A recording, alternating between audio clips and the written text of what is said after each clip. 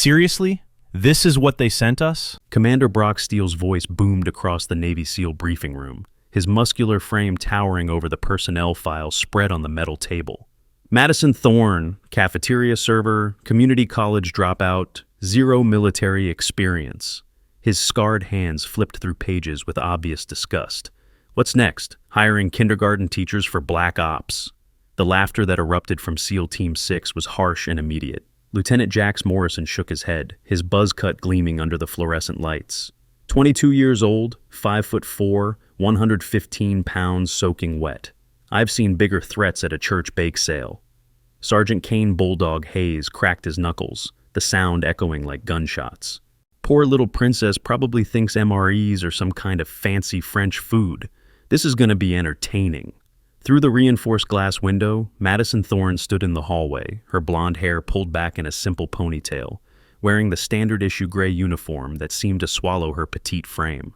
Her blue eyes remained calm despite the muffled laughter seeping through the walls. She clutched a clipboard against her chest, looking every inch the nervous civilian they believed her to be.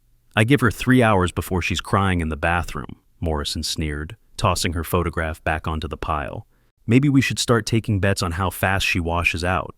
But something in Madison's stance, the way she held her shoulders, the measured pace of her breathing, the almost imperceptible scan of her surroundings, suggested that the SEALs' entertainment was about to become something entirely different. In the next 90 minutes, everything they thought they knew about capability, assumptions, and the true meaning of strength would be completely shattered.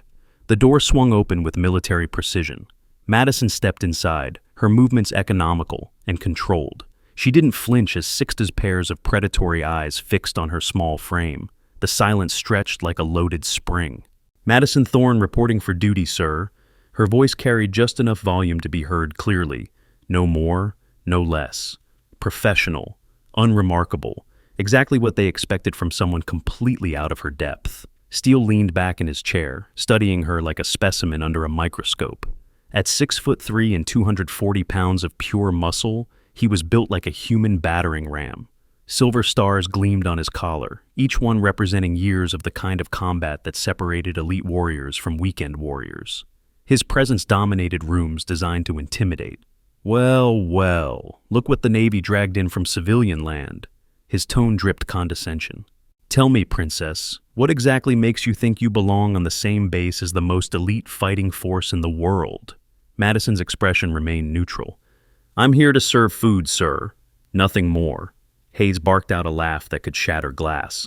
Food service. Holy cow, they're really scraping the bottom of the barrel now. His massive arms crossed over a chest covered in scars that told stories of close-quarters combat in places that didn't exist on official maps. I bet she doesn't even know which end of a knife cuts. Now, Hayes, Morrison interjected, his intellectual arrogance as sharp as any blade. Let's not jump to conclusions. Maybe our little cafeteria queen has hidden depths. He pushed his wire-rimmed glasses up his nose, a gesture that somehow made his mockery more cutting. Tell us, Madison, what's your educational background? Any military family, basic training? Community college for 2 years, sir. Business administration, no military background. The information hung in the air like blood in water, drawing sharks. Morrison's smile turned predatory. Business administration, fascinating. And what business experience has prepared you for the complex nutritional requirements of special operations personnel? I worked at a diner for 3 years, sir. The room exploded in laughter again. Even Captain Ravencross, who had remained silently observant in the corner, allowed a slight smile to touch her lips. Only Warrant Officer Dutch Miller kept his expression carefully neutral, his weathered eyes studying Madison with an intensity that suggested he saw something others missed. Steele stood, his full height casting a shadow across Madison's position. A diner. Perfect. Because feeding truckers and late-night drunks is exactly the same as maintaining the nutritional readiness of America's finest warriors. He began to circle her, a predator establishing dominance. Let me explain something, princess. These men risk their lives in places you can't even pronounce. They operate under conditions that would break civilian minds in minutes. They deserve better than some community college dropout playing dress-up in military uniform. Madison stood perfectly still as he circled, her breathing controlled, her posture erect but not rigid. To the casual observer, she appeared appropriately intimidated, but something in the way she tracked his movement, the micro adjustments in her stance, suggested muscle memory that went deeper than fear. If you've ever been underestimated because of how you look or where you come from, smash that like button right now. What you're about to witness will prove that appearances can be the most dangerous deception of all. Share this video with someone who needs to see that true strength doesn't always come in the package you expect. Dr. Elena Voss entered the briefing room at that moment, her presence immediately shifting the dynamic. As the base's chief psychologist, she commanded respect through intellect rather than intimidation. Her dark hair was pulled back in a severe bun that framed sharp, analytical eyes, capable of dissecting human motivation with surgical precision. "Gentlemen," she said, her voice cutting through the testosterone-heavy atmosphere like a scalpel through flesh. "I trust you're making our new team member feel welcome." The sarcasm in her tone was subtle but unmistakable. Hayes shifted uncomfortably. Morrison suddenly found his clipboard fascinating. Even Steele had the grace to look slightly abashed. "Of course, Doc," he replied, his voice losing some of its edge. Just conducting a standard orientation, Voss turned her attention to Madison, who met her gaze with calm directness. "Miss Thorne, isn't it? I've reviewed your psychological profile. Interesting reading." Madison's expression didn't change, but something flickered behind her eyes. Too brief to identify, too quick to analyze, but significant enough that Dutch Miller straightened in his chair. "Thank you, ma'am," Madison replied. "I hope everything was in order." "Oh, it was in perfect order, almost suspiciously so." Voss smiled, but it didn't reach her eyes. Clean mental health record, no trauma indicators, stable family background. It's remarkably comprehensive, almost as if someone took great care to ensure every potential red flag was addressed. The room temperature seemed to drop several degrees. Morrison leaned forward, his analytical mind already parsing the implications. "Meaning what, exactly?" "Meaning," Voss continued, never breaking eye contact with Madison, "that in 20 years of psychological evaluation, I've rarely encountered a profile so thoroughly scrubbed of anything interesting. It reads like a carefully constructed fiction." Madison's hands tightened almost imperceptibly on her clipboard. The movement lasted less than a second, but Dutch Miller caught it. His own hands, scarred from decades of handling everything from improvised explosives to classified documents, stilled on his coffee cup. "With respect, Doctor," Madison said, her voice maintaining its steady tone, "some people just have boring lives." "Perhaps," Voss replied, "or perhaps some people are very good at creating the illusion of boring lives." Before the conversation could delve deeper into dangerous territory, the base alarm system crackled to life. The sound was sharp, immediate, designed to cut through noise and distraction, to deliver critical information. "All personnel, this is command. Training exercise Bravo 77 is now active. Repeat, training exercise Bravo 77 is now active. All non-essential personnel report to designated safe areas immediately." The SEALs moved with practiced efficiency, muscle memory taking over as they prepared to observe or participate in whatever scenario was about to unfold. Madison, however, remained perfectly still, her breathing unchanged, her posture maintained. But her eyes tracked each man's movement with the kind of spatial awareness that couldn't be taught in civilian life. Steele noticed. His predatory smile returned. "Nervous, Princess? Don't worry, it's just training. Unless you've never heard gunfire before." "I've heard it, sir." Something in her tone made Morrison look up from his tactical display. "Where would a cafeteria worker hear gunfire?" Madison paused, as if realizing she'd revealed more than intended. "Movies, sir. Television, video games." The explanation was reasonable, civilian appropriate, utterly forgettable. But the pause before it, the micro-expression of calculation that crossed her features, suggested layers beneath the surface that none of them were prepared to explore. Hayes stood, his massive frame unfolding like a piece of military equipment activating. "Well, since you're going to be feeding us, might as well see how you handle yourself when the environment gets a little more realistic." His grin was all teeth and malice. "Come on, Princess. Let's see how community college prepares you for the real world." The group moved toward the cafeteria, but their destination wasn't food service. It was a test of nerves, a chance to watch civilian composure crumble under military pressure. Madison followed, her steps neither hurried nor hesitant, maintaining the perfect pace of someone who knew exactly where she was going without appearing to lead. The cafeteria was a study in military efficiency. Stainless steel surfaces gleamed under harsh fluorescent lighting, designed for function rather than comfort. Industrial-grade equipment hummed with the kind of reliability that kept elite warriors fed in any environment, from Arctic bases to desert outposts. "Your new kingdom, princess," Steele announced, spreading his arms wide in mock grandeur. "Hope you're ready for the responsibility. These men burn between 4,000 and 6,000 calories a day during active operations. Their nutritional intake directly impacts mission success. Think your diner experience prepared you for that kind of pressure?" Madison surveyed the space with eyes that tracked details others might miss. Exit points, equipment locations, potential hazards, defensive positions. Her scan was thorough but appeared casual, the visual equivalent of someone familiarizing themselves with a new workplace. "I'll do my best, sir," Morrison snorted. "Your best. Right. Let me ask you something, Madison. Do you know what SEER training is?" "Survival, evasion, resistance, escape, sir." The fact that she knew the acronym caused a momentary pause. Morrison's eyebrows rose slightly. "Very good. Wikipedia education?" "Something like that, sir." "Well, these men have survived SEER. They have been tortured, starved, pushed to the absolute breaking point of human endurance.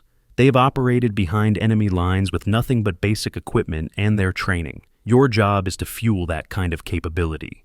His voice grew harder. "Think a community college dropout can handle that kind of responsibility?" Before Madison could respond, the training alarm shifted to a different pattern. Short bursts, followed by longer tones.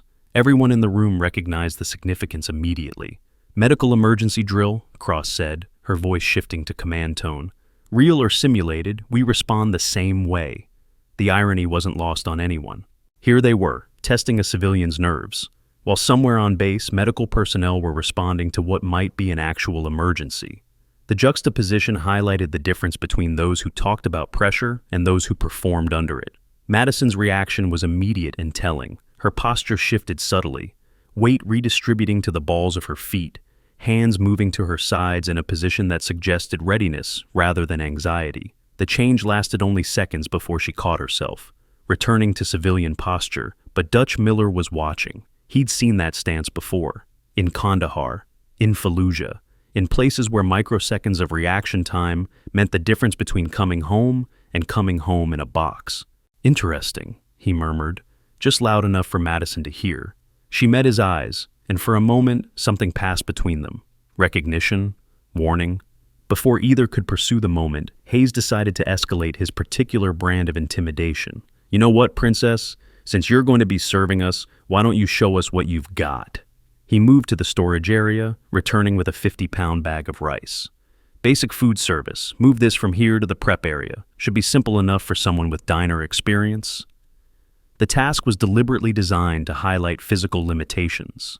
The bag was awkward, heavy, meant to demonstrate the gulf between civilian capability and military standard. Madison approached it without complaint, bending at the knees to establish proper lifting posture. Her form was perfect, textbook, the kind of body mechanics that prevented injury during repeated heavy lifting. She hoisted the bag with controlled movement, no wasted energy, no visible strain. More importantly, she carried it with the kind of tactical awareness that suggested experience moving through potentially hostile environments. Cross noticed immediately. As one of the few women to achieve her rank in special operations, she'd developed an eye for authentic capability versus performance. Madison's movement pattern wasn't civilian, it was professional. "Where did you learn to lift like that?" Cross asked, her tone carefully neutral. Madison set the bag down in the designated area, brushing flour from her hands. "Diner work, ma'am. You learn proper form quickly when you're moving supplies all day." The explanation was plausible, civilian appropriate, but Cross had worked in enough civilian establishments during undercover assignments to know that diner workers didn't move with tactical awareness. They moved with speed and efficiency, but not with the kind of environmental consciousness that kept soldiers alive in dangerous territory. Morrison, meanwhile, had been conducting his own form of interrogation. "Tell me about your family background, Madison. Parents, siblings, military connections." "Parents divorced when I was 16, sir. Mother remarried a civilian contractor. Father works construction. no military connections. And you chose food service because it's honest work, sir, pays the bills, doesn't require extensive education. The answers came smoothly, probably rehearsed, designed to reinforce the image of someone with limited ambitions and unremarkable background. But Morrison's analytical mind was beginning to detect patterns in the responses. They were too perfect, too consistent with the psychological profile Voss had described as suspiciously comprehensive. Modern military operations required cutting-edge communication technology that could withstand extreme conditions while maintaining crystal-clear connectivity. Advanced tactical communication systems, featuring encrypted channels, satellite connectivity, and rugged construction, ensured mission-critical information reached its destination. These sophisticated devices integrated seamlessly with existing military infrastructure, while providing enhanced security protocols that protected sensitive operational data from enemy interception. The kind of technology that supported global operations, where communication failure meant mission compromise. Hayes, growing bored with subtle interrogation, decided on a more direct approach. You know what, Princess? I don't think you appreciate where you are. This isn't some truck stop where you can charm customers with a smile and hope for decent tips. He stepped closer, using his considerable size to create physical intimidation. These men depend on each other in life or death situations. They need to know that everyone around them is capable, reliable, worthy of trust. What have you ever done that proves you deserve to be here? The question hung in the air like a challenge. Madison remained still, her expression unchanged, but something in the set of her shoulders suggested deeper currents running beneath the surface. I haven't proven anything yet, sir, she said quietly. That's why I'm here. No, Hayes pressed, moving close enough that his physical presence dominated her field of vision. You're here because some pencil pusher in personnel made a mistake. You're here because they needed a warm body to fill a position and you were available. You're not here because you earned it. The accusation was designed to provoke reaction. Anger, tears, defensive explanation. Instead, Madison absorbed it with the kind of controlled stillness that suggested extensive experience with much more serious forms of intimidation. Maybe you're right, sir, she replied. Time will tell. The response frustrated Hayes because it offered nothing to attack. No pride to wound, no defensiveness to exploit, no visible weakness to target. It was the kind of psychological armor that didn't develop accidentally. Dutch Miller finished his coffee and stood, his movement drawing attention from the brewing confrontation. Has anyone shown Madison the duty roster yet? The work schedule? Basic operational procedures? The question was simple, practical, designed to diffuse tension while gathering information. Miller had spent enough years in intelligence work to recognize the signs of a carefully maintained cover identity. Madison's responses were too controlled, too consistent, too professionally calibrated. I'll handle orientation, Cross volunteered, stepping forward with the kind of authority that came from earned respect rather than appointed rank. Madison, let's review your responsibilities and familiarize you with base protocols. As they moved away from the main group, Hayes called after them. Make sure you explain what happens to people who can't handle the pressure here, Cross. Wouldn't want Princess to be surprised when she washes out. Madison didn't respond, didn't even acknowledge the comment. Her lack of reaction was itself a form of response, suggesting reserves of self-control that went far beyond civilian development. Cross led them to a quieter section of the cafeteria, away from the continuing commentary of the SEAL team. Ignore Hayes, she said, her voice carrying the authority of experience. He's testing you. They all are. I understand, ma'am. Do you? Cross studied Madison's profile, searching for tells that might reveal the person beneath the carefully constructed surface. Because most civilians would be either intimidated into tears or angry enough to fight back by now, your reaction is unusual. Madison turned to meet her gaze, and for a moment, Cross saw something that made her reconsider every assumption she'd made about their new cafeteria worker. The eyes looking back at her held depths that suggested experience with genuine pressure, real consequences, life or death decisions. Some situations require patience, ma'am, Madison replied. Reacting to every provocation isn't always the best strategy. The statement was loaded with implications. Strategy suggested planning, patience under provocation suggested training. The entire interaction hinted at background that went far beyond food service experience. Before Cross could explore further, The base communication system crackled again. This time, the announcement carried a different urgency. All senior personnel to Briefing Room Alpha immediately. Priority 1, operational briefing. Repeat. All senior personnel to Briefing Room Alpha for Priority 1 briefing. The effect was immediate. Every SEAL in the cafeteria shifted into high alert mode, their casual mockery replaced by focused professionalism. Priority 1 meant real-world operations, possibly immediate deployment, the kind of mission briefing that could send them anywhere in the world within hours. As they filed out, their attention shifting to genuinely important matters, Madison found herself alone with Cross and Miller. The sudden quiet after sustained psychological pressure created its own form of tension. "Well," Miller said, his voice carefully neutral, "that was educational." Madison looked at him, recognizing something in his tone that suggested deeper understanding. "In what way, sir?" "Oh, I think you know." His smile was slight, knowing. "The question is whether anyone else caught it." Cross looked between them, sensing undercurrents she couldn't quite identify. "Caught what?" Miller stood, finishing his coffee with the deliberate movements of someone choosing his words carefully. "Nothing important. Just the kind of details you notice after 20 years of watching people under pressure." He left without elaboration, but his words lingered in the space between Cross and Madison like smoke from an extinguished fire. Cross found herself studying their new cafeteria worker with increased attention, looking for the signs Miller seemed to have detected. "Madison," she said finally, "can I ask you something directly?" "Of course, ma'am." "Have we met before?" The question was simple, but it carried layers of implication. Cross had operated in enough different environments, under enough different circumstances, that a chance previous encounter wasn't impossible. Madison's reaction would tell her more than words could convey. Madison paused, as if considering how to respond. The hesitation lasted only a moment, but it was enough to confirm Cross's growing suspicions that their new team member wasn't quite what she appeared to be. "I don't think so, ma'am," Madison replied. "I'm sure I would remember." "Yes," Cross said slowly, "I'm sure you would. The pieces are starting to come together, but you haven't seen anything yet. Hit subscribe and turn on notifications because this revelation will redefine everything you think you know about hidden capabilities. The next few minutes will blow your mind." The Priority 1 briefing lasted exactly 47 minutes. When the SEAL team returned to the cafeteria, their demeanor had shifted completely. Whatever they had learned in that classified session had sobered them, replacing casual arrogance with focused professionalism.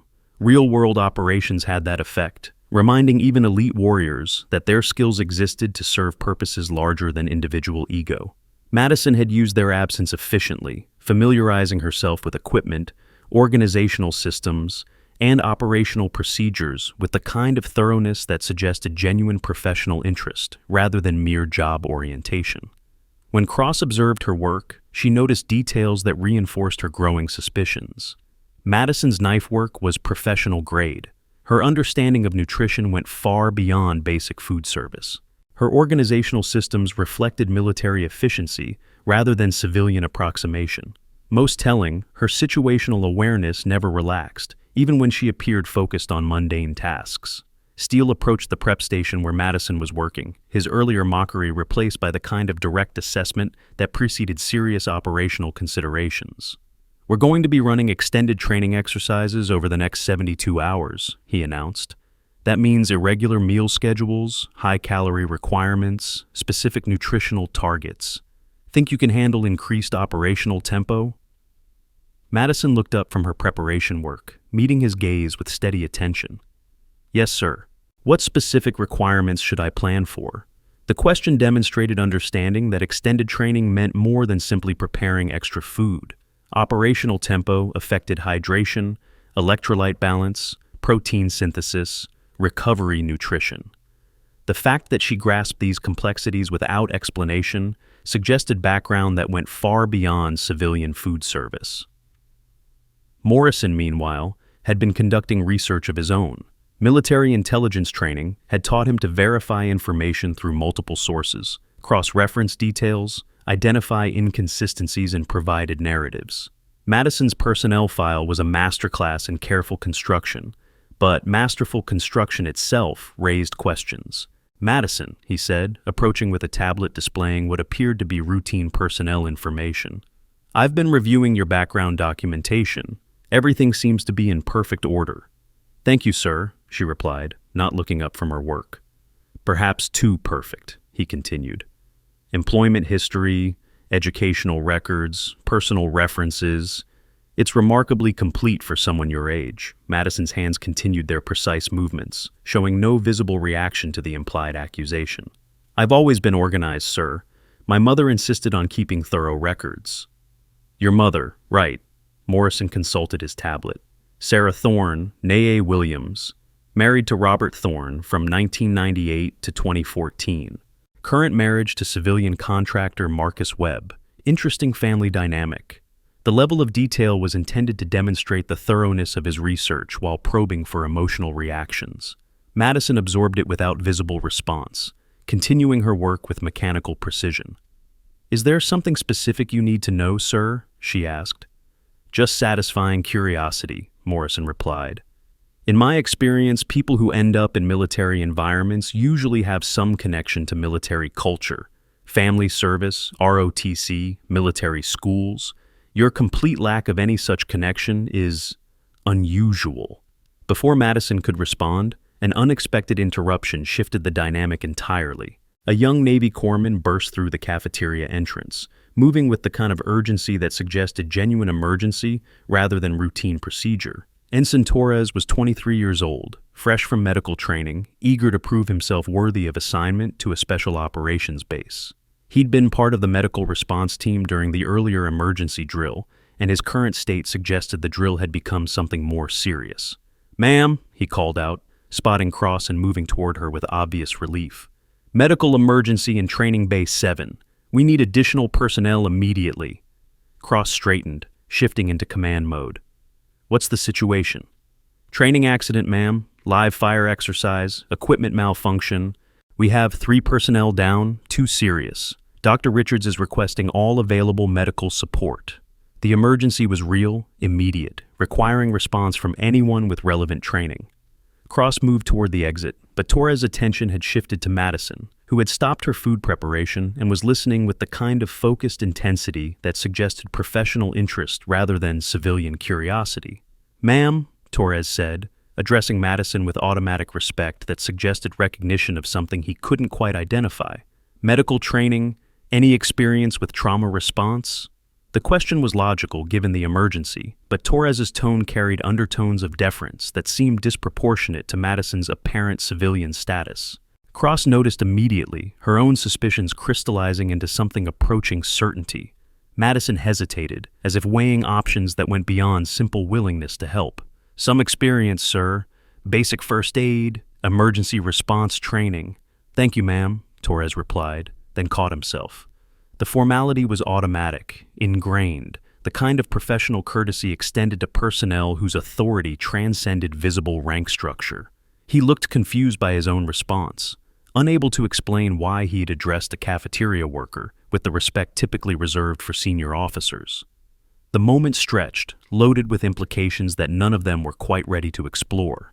Madison stood poised between civilian cover and professional capability, while Cross observed with the analytical intensity of someone reassessing fundamental assumptions. "We should go," Madison said finally, the decision apparently made. "If people are hurt, additional help could make a difference." She moved toward the exit with purposeful efficiency, her earlier submissiveness replaced by focused competence.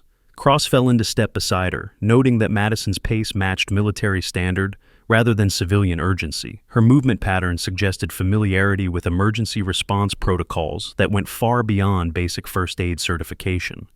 Training Bay 7 was organized chaos when they arrived. Military medicine operated under principles of controlled urgency, maximum efficiency, zero tolerance for emotional reaction. Dr. Richards, the base's chief medical officer, directed multiple response teams with the kind of calm authority that came from extensive experience with combat medicine. 3 SEALs lay on medical tables, their training gear partially removed to allow assessment of injuries. The equipment malfunction had been serious. A training grenade with defective timing had detonated closer to personnel than intended. Shrapnel wounds, concussion effects, potential internal trauma, real injuries requiring real medical intervention. Madison moved into the medical bay with confidence that immediately caught Dr. Richards' attention. "Additional personnel?" he asked Cross, who was still processing the transformation in their supposedly inexperienced cafeteria worker. "Madison Thorne, sir," Madison replied, stepping forward with the kind of composed readiness that spoke of genuine medical background. "How can I assist?" Richards assessed her quickly, his experienced eye noting details that separated trained medical personnel from well-meaning volunteers. "Trauma experience?" "Yes, sir." The confirmation was simple, direct, carrying conviction that made further questions unnecessary. Richards nodded toward the least seriously injured SEAL. "Shrapnel extraction, wound cleaning, standard field protocols. Can you handle it?" Madison moved to the indicated station without hesitation, her hands already positioning medical supplies with practiced efficiency. Cross watched in fascination as their civilian cafeteria worker transformed into competent medical personnel, her movements precise, confident, professional. The injured SEAL, Petty Officer First Class Marcus Daniels, was conscious but disoriented from concussion effects. Shrapnel from the defective training grenade had created multiple small wounds across his left arm and shoulder, requiring careful extraction and wound treatment. "This might sting a bit," Madison said, her voice carrying the kind of calm reassurance that came from extensive experience with trauma patients. Her hands moved with surgical precision, removing metal fragments while minimizing additional tissue damage. Daniels watched her work, his combat-sharpened instincts recognizing professional competence despite his current disorientation. "You've done this before," he said, the statement carrying more weight than simple observation. "A few times," Madison replied, continuing her methodical wound cleaning. Her technique was flawless, her efficiency remarkable, her demeanor suggesting experience with much more serious trauma than training accidents. Cross moved closer, observing details that reinforced her growing certainty that Madison Thorne was not who she appeared to be. The precision of her medical technique, the familiarity with trauma protocols, the calm competence under genuine emergency conditions, everything suggested background that went far beyond civilian first aid training. Dr. Richards, meanwhile, was conducting his own assessment.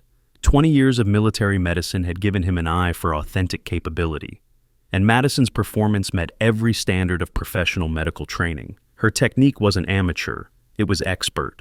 "Where did you receive your medical training?" he asked, continuing his work on the more seriously injured patients while keeping one eye on Madison's technique. Madison paused briefly, as if considering how to respond without compromising whatever cover story had brought her to their base.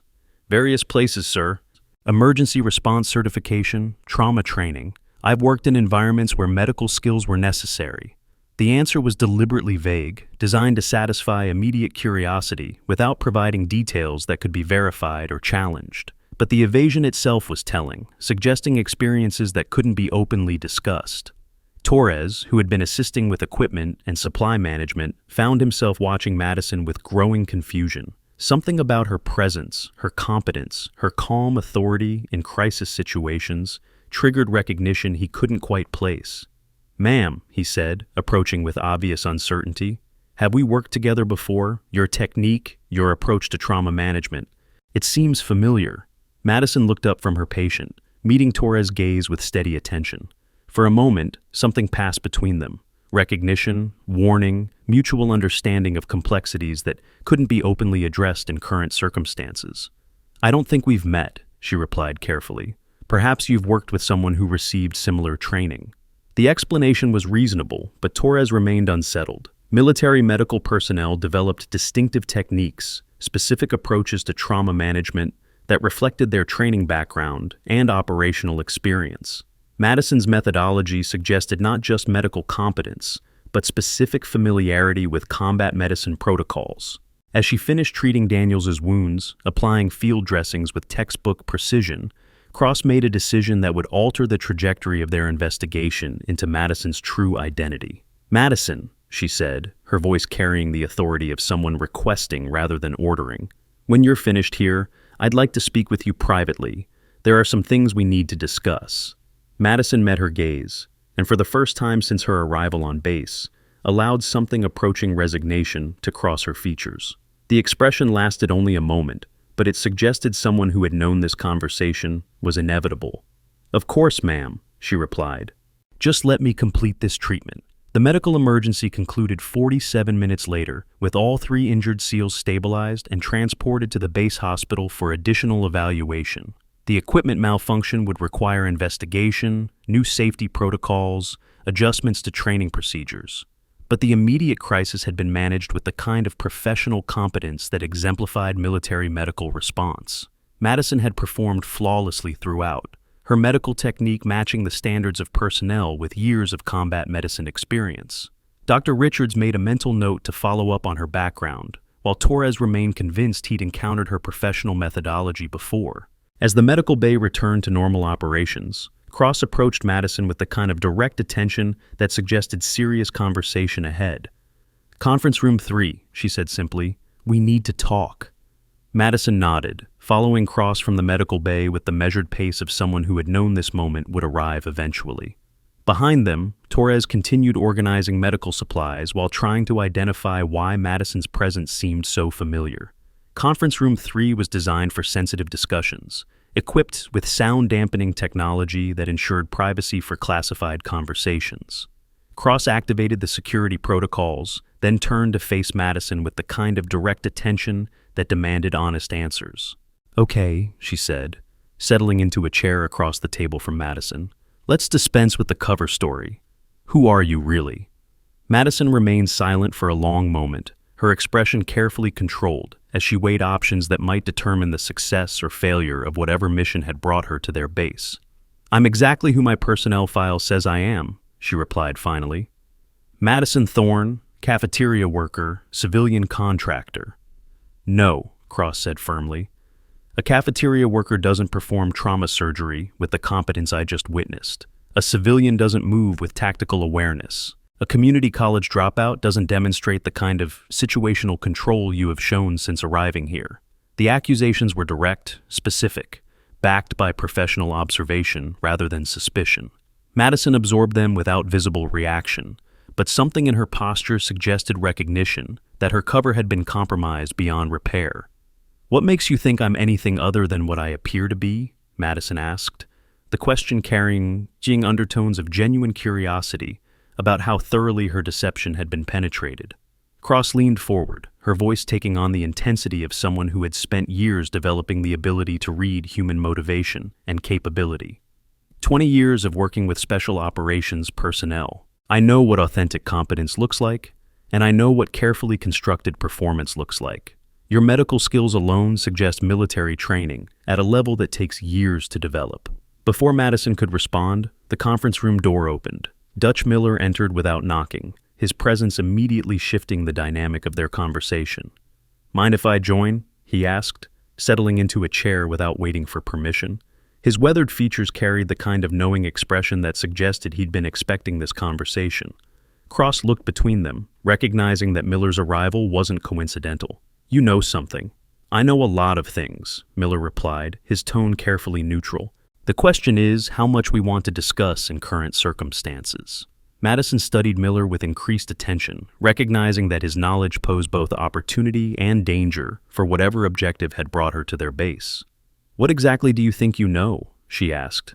Miller smiled, the expression carrying layers of meaning that suggested extensive experience with intelligence work. "I know that your medical technique reflects combat medicine training that takes years to develop. I know that your situational awareness suggests operational experience in hostile environments. I know that your psychological profile is too clean, too carefully constructed to be authentic." He paused, allowing the implications to settle. "Most importantly, I know that people with your apparent skill set don't end up serving food unless they're here for purposes that go beyond civilian employment." The assessment was thorough, professional, delivered with the kind of calm certainty that came from extensive experience evaluating human capability and motivation.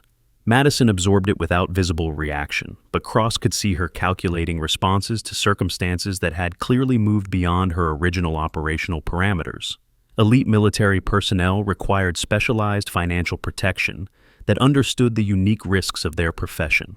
Comprehensive insurance packages designed specifically for special operations forces provided coverage for high-risk deployments, advanced medical care, and family protection during extended missions. These exclusive financial services included investment portfolios tailored to military careers and specialized estate planning that ensured family security regardless of operational outcomes. The kind of protection that recognized the realities of personnel whose service carried consequences that extended far beyond standard military duty. Assuming for the sake of argument that your assessment is correct, Madison said carefully, what would you propose to do with such information? The question was loaded with tactical implications. If her cover had been blown, her mission parameters might require immediate extraction or, alternatively, transition to more direct operational methods. Cross and Miller represented either potential allies or significant threats, depending on their response to confirmed suspicions. Cross exchanged a look with Miller, recognizing that they had reached a decision point that could affect base security, operational integrity, and their own careers. Whatever Madison's true purpose, their response would determine whether they became part of the solution or part of the problem. That depends, Cross replied, on whether your real purpose here aligns with base security or threatens it, and on whether you're willing to trust us with information that could affect all of our futures, Miller added. His voice carried the weight of someone who understood the complexities of classified operations and their potential consequences. Madison stood, moving to the conference room window that overlooked the training facilities where SEALs practiced the skills that kept them alive in hostile environments around the world. Her silhouette against the afternoon light created a moment of dramatic tension that would remain etched in Cross's memory for years to come. Trust, she said finally, is a luxury that people in certain professions can't afford. The statement hung in the air like a challenge, confirming suspicions while revealing the depth of whatever operational reality had brought her to their base. Cross found herself reassessing not just Madison's identity, but the implications of her presence for base security and mission readiness. Then let's talk about necessity instead of trust, Miller said, standing to join Madison at the window, because I suspect that whatever brought you here is about to become everyone's problem. Outside, the afternoon training exercises continued with mechanical precision. SEALs moved through combat scenarios, their skills honed by years of practice and real-world application. None of them suspected that their new cafeteria worker was conducting her own form of evaluation, assessing their capabilities for purposes that went far beyond food service. Madison turned from the window, her expression carrying the kind of resolve that suggested imminent decision. The time for careful deception had passed. Whatever her real mission, circumstances were forcing her hand. "You're right," she said simply, "about all of it." The confession was quiet, delivered without drama or explanation, but its implications were seismic. Cross felt the foundation of her assumptions shift, as Madison's carefully maintained cover story crumbled away to reveal something far more complex and potentially dangerous. "Then who are you really?" Cross asked. Madison met her gaze with the kind of steady attention that suggested someone finally ready to abandon pretense in favor of operational necessity. "Someone who's been watching you, all of you, evaluating your capabilities, your professionalism, your readiness for challenges that go beyond current operational parameters." The explanation raised more questions than it answered, but it confirmed Cross's suspicion that Madison's presence wasn't coincidental. Someone with authority that transcended base command structure had placed her among them for purposes that were only beginning to become clear. Miller nodded, as if this confirmation aligned with his own private theories about their mysterious new team member. "Evaluation for what purpose?" Madison was about to respond when the base communication system crackled again, this time with an urgency that immediately captured everyone's attention. "All personnel, this is command. Code Yellow Security Alert. Repeat, Code Yellow Security Alert. Suspicious activity detected in Sector 7. All non-essential personnel maintain current positions." Code Yellow meant potential security breach, possible hostile surveillance, elevated threat condition that required immediate response from specialized personnel. The timing, coming in the middle of their conversation about Madison's true identity, was either coincidental or ominous. Madison's reaction was immediate and telling. Her entire demeanor shifted from careful defensiveness to focused alertness, her attention fixating on the communication system with the intensity of someone whose training included response to exactly this type of emergency. "Sector 7, she murmured, almost to herself. "That's perimeter security, eastern approach." Cross noted that Madison's knowledge of base geography was more detailed than any cafeteria worker should possess. The specificity of her response suggested familiarity with security protocols and base layout that went far beyond civilian orientation. "How do you know about perimeter sectors?" Cross asked. Madison paused, recognizing that her automatic response had revealed another layer of knowledge she shouldn't possess according to her cover identity. The code yellow alert had triggered trained reactions that bypassed her carefully maintained deception. "Lucky guess," she replied, but the explanation satisfied no one in the room. Miller moved to the conference room's secure communication terminal, activating systems that would provide more detailed information about the security alert. His access codes worked smoothly, suggesting authority levels that went beyond his apparent warrant officer rank. Perimeter cameras detected 3 individuals conducting surveillance of training facilities, he reported, reading from the classified display.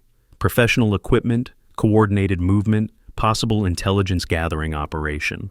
The information transformed the situation from routine security alert to potential counterintelligence operation. Someone was watching them, evaluating their capabilities, gathering information that could compromise operational security or personnel safety. Madison's reaction was swift and decisive. How long have they been observing? The question demonstrated tactical thinking that went far beyond civilian concern for base security. She was calculating time factors, intelligence gathering potential, possible mission compromise with the kind of professional analysis that suggested extensive experience with counterintelligence operations. Cross found herself looking at Madison with completely new understanding. Whatever her real identity, her immediate grasp of the security implications suggested operational background that made her potentially valuable, rather than merely mysterious. "Time to stop pretending," Cross said, her voice carrying the authority of command decision. "If you're here for legitimate purposes, we need to know what they are. If there's a security threat, your real capabilities might be the difference between mission success and disaster." Madison stood silently for a long moment, weighing factors that went far beyond personal safety or operational security. Her presence at the base had been carefully planned for specific objectives, but circumstances were forcing acceleration of timelines that might compromise larger strategic goals. "My name is Madison Thorne," she said finally, "but I'm not a cafeteria worker." The admission was quiet, delivered with the kind of calm certainty that suggested someone finally ready to abandon pretense in favor of operational necessity. Cross felt the foundation of her assumptions shift as the truth began to emerge. "Then what are you?" Madison met her gaze with steady attention, her expression carrying the weight of decisions that could affect not just her own mission, but the security and readiness of everyone on the base. "I'm here to evaluate whether this facility and its personnel are ready for threats that go beyond current operational parameters. The surveillance you just detected might be connected to those threats." The explanation raised immediate questions about authority, mission scope, and the implications for base security. Cross found herself reassessing not just Madison's identity, but the possibility that their routine training base had become the focus of attention from hostile intelligence services. "Evaluate for whom?" Miller asked, his tone carrying the weight of someone who understood the complexities of competing intelligence priorities. Madison's response was interrupted by another communication from base security, this time carrying information that would transform their conversation from theoretical discussion to immediate operational necessity. "Security alert update. Perimeter surveillance team has been identified as foreign nationals using professional intelligence gathering equipment. Possible hostile reconnaissance. All senior personnel report to command immediately." The escalation was swift, transforming routine security concern into confirmed counterintelligence operation. Foreign nationals conducting professional surveillance suggested intelligence gathering that could compromise ongoing operations or personnel safety. Madison's reaction was immediate and decisive. Her civilian cover evaporated as operational training took control, transforming her from mysterious cafeteria worker into competent intelligence professional. "This changes everything," she said, moving toward the door with purposeful urgency. "We need to get to command, now." Cross followed, recognizing that whatever Madison's real mission, her professional competence might be exactly what they needed to address the emerging security threat. Behind them, Miller secured the conference room communication systems and prepared to support whatever operational response the situation required. The truth about Madison Thorne was finally beginning to emerge, but circumstances were forcing revelations in ways none of them had anticipated. As they moved toward command, Cross realized that their mysterious cafeteria worker might be the key to understanding threats that went far beyond routine-based security. The afternoon that had begun with casual mockery was evolving into something far more serious, with implications that could affect not just their careers, but their survival in an increasingly complex operational environment. The command center buzzed with controlled urgency as senior personnel assembled to address the security breach. Commander Steele stood at the central display, his earlier mockery of Madison replaced by focused professionalism, as he briefed the situation to arriving officers. 3 foreign nationals conducting professional surveillance of our training facilities, he announced, pointing to enhanced images captured by perimeter cameras. Equipment suggests intelligence gathering operation, possible threat assessment of our capabilities. Madison entered the command center behind Cross and Miller, her presence immediately drawing attention from personnel who had witnessed her earlier medical competence. The transformation from nervous civilian to composed professional was becoming increasingly difficult to ignore. Dr. Voss approached the group, carrying medical supplies that suggested continued concern for personnel injured in the earlier training accident. Madison, I need to check those wounds from the medical bay. You had some exposure to debris during the emergency response. The request was medically appropriate, but it came at a moment when Madison's cover was already strained beyond sustainable limits.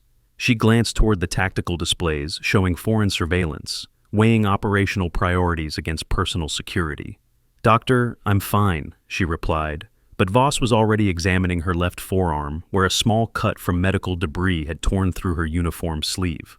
This needs proper cleaning and dressing, Voss insisted, her medical training overriding any concerns about timing or location.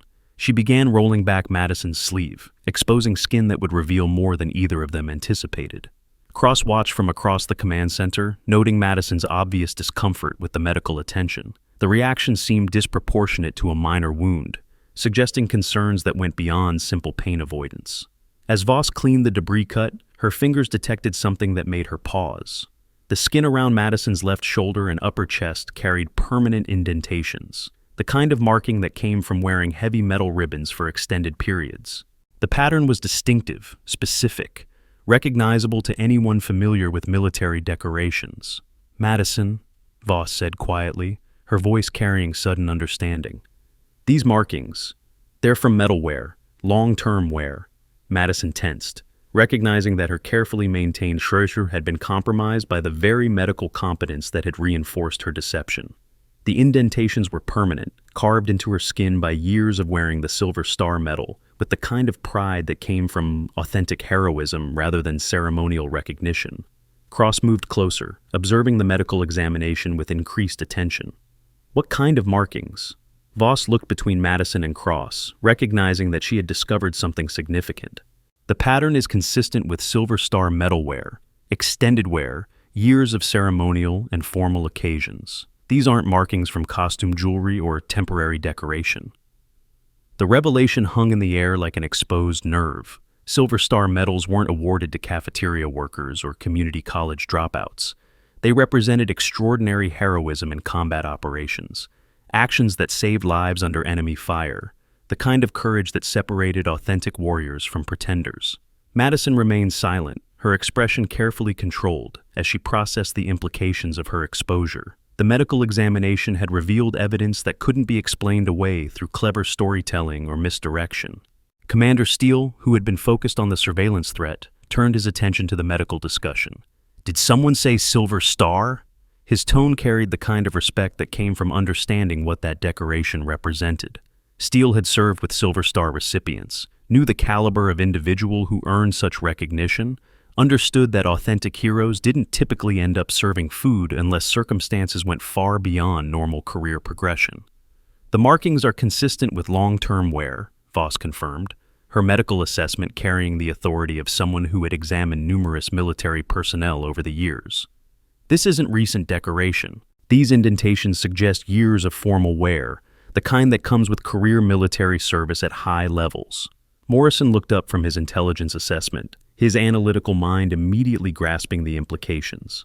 A Silver Star recipient working as a cafeteria server. Either we're witnessing the most dramatic career decline in military history, or our new employee isn't who she claims to be.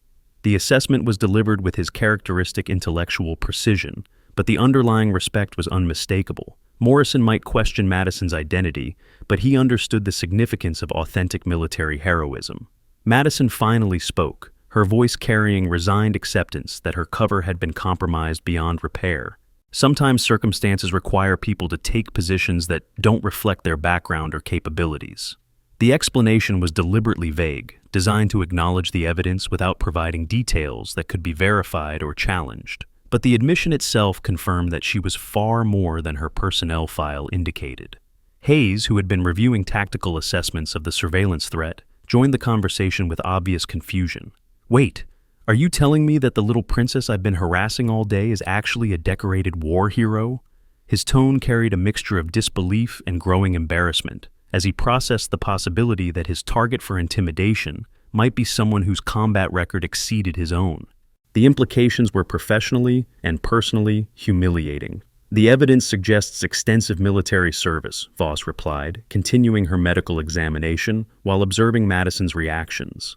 Silver Star recipients typically have distinguished careers, significant combat experience, leadership positions at senior levels.